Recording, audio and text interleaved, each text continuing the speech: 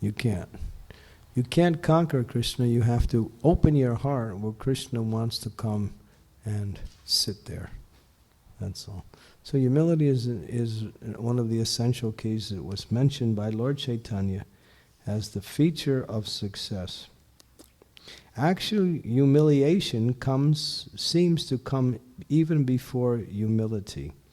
If I compare the determinations I made with actually what I did and the results of that, the truth becomes clear. My determined effort to advance in Krishna consciousness, renouncing once and for all of my anarthas, my offenses, and my petty material desires that have invaded my consciousness, they have not brought me success. I become painfully aware of my incapacity, overcome by things unrelated to Krishna, things I have chosen to indulge in. Now I find myself embarrassed. Chaitanya Mahaprabhu prescribes humility as the path to pure chanting, for it will in time be followed by full dependence on Krishna. Humility is the natural result of a sincere desire to advance in Krishna consciousness. It's easy for those who are not serious about advancement to think that they are advancing quickly. They may even wonder why so many devotees struggle when Krishna consciousness is obvious, natural, and easy. These young souls conceive of devotional service as a series of activities rather than a full surrendering of the heart. This is the difference. Just by performing activities doesn't mean you're actually making advancement. The heart has to be submissive to the Lord. But those who actually want to love Krishna and purify their heart have to turn on the light in the room of their consciousness, a room that they discover that has not been cleaned since time immemorial. And the thing about cleaning the heart is like cleaning a room that has never been cleaned is a lot of dust. It's about 300 miles worth of dust. And sometimes you go into a room that's dirty and it looks clean. It doesn't look so dirty. Maybe there's some surface dirt. But as you start cleaning, those of you who like to clean, you'll see that the more you clean, the more dust you find. Like, you could really clean this temple. It would take about 2 years, I think, maybe. And that would just be the first floor. Sorry. I had to throw that one in there. But the temple is like a heart. The heart is also like the temple. And Krishna likes likes clean temples. So when you clean your heart, you're actually making a place for Krishna to sit. And he doesn't like to sit in a dirty heart, just like he doesn't like dirty temples. So when you clean, you're actually preparing Krishna for a seat. But the more you clean, the more you actually see the dirt. It's just like this room. You look at it, doesn't look so bad. Just start cleaning. You'll start seeing dirt everywhere. You can't find, it appears through the process of cleaning. So the heart is like that. Usually a devotee who comes into Krishna consciousness and he practices for a year or two, thinks they're enthusiastic, they think, gee, very soon I'll be a pure devotee. I'm right on the edge. I actually, maybe I even made it already. Well, that's called PDS, Pure Devotee Syndrome. It's a sickness. And the more you practice, the more you realize how contaminated you are. And you see the prayers of Bhaktivinoda Thakur and the great acharyas. They're saying, Jagai and Madai Papishta Lagishta. I'm lower than Jagai and Madai. One who chants my name becomes sinful. One who hears my name loses all their pious credits. They're not just speaking some nice eulogies to impress people.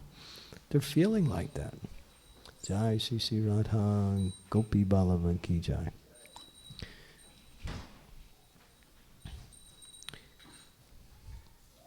The point is that this is the nature of how bhakti works. The more you clean, the more dust you see. It's like that. So humility is the broom for humility is the light that allows the broom of the holy name to clean nicely. If you try to clean in a dark room, it's pretty hard. Humility gives you the light to see the dark.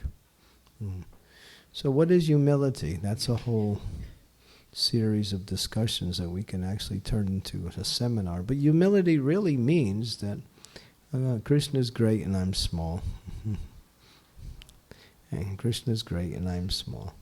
And I'm dependent on Krishna for everything. That's humility. So then that's the seventh key, is humility. We cannot control Krishna's response to our humble attempts to chant. Neither can we control what karma reactions he has arranged for our purification.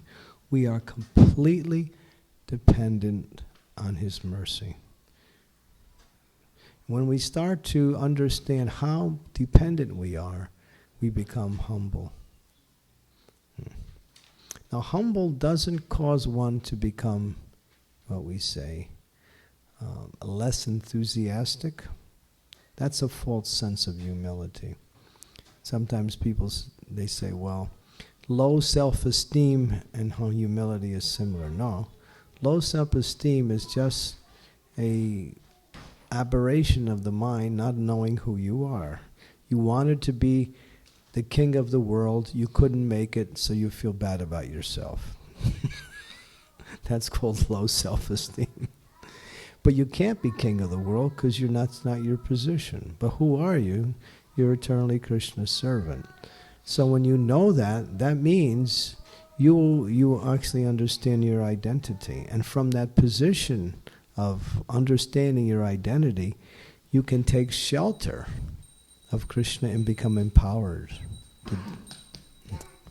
So your real humility actually inspires one to become enthusiastic like that.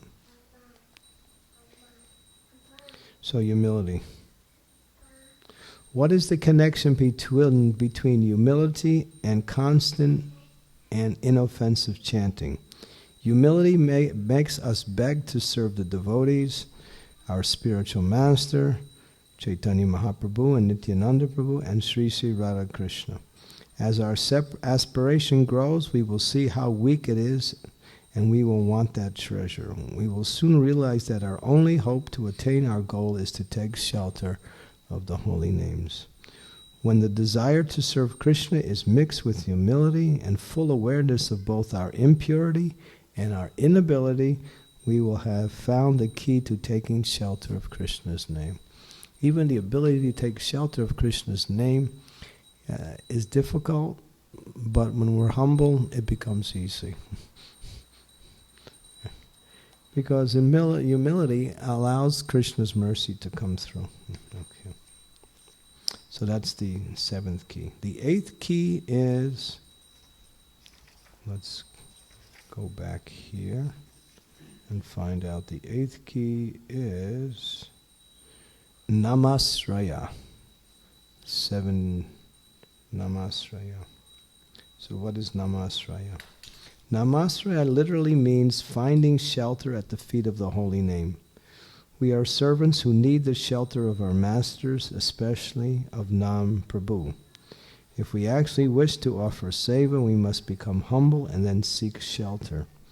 Steadily and fully taking shelter of Krishna is the highest platform of steadiness. There's no way to circumvent it if we wish to reach the higher stage of bhakti. But few of us willingly choose humility, which is so bitter to the false ego. Still, humility is a reflection of this true self. We are not only servants, but insignificant servants eternally. So Nam Asrayai is, Bhaktivinoda Thakur sings a song. If your mind is always absorbed in chanting the glories of Lord Krishna with great care, then by that process of Sri Krishna Kirtan you will attain transcendental qualifications. You should give up all false pride and always consider yourself to be worthless, destitute, and lower, more humble than a blade of grass. You should practice forgiveness like that of a tree, and giving up violence towards other living beings, you should protect and maintain them.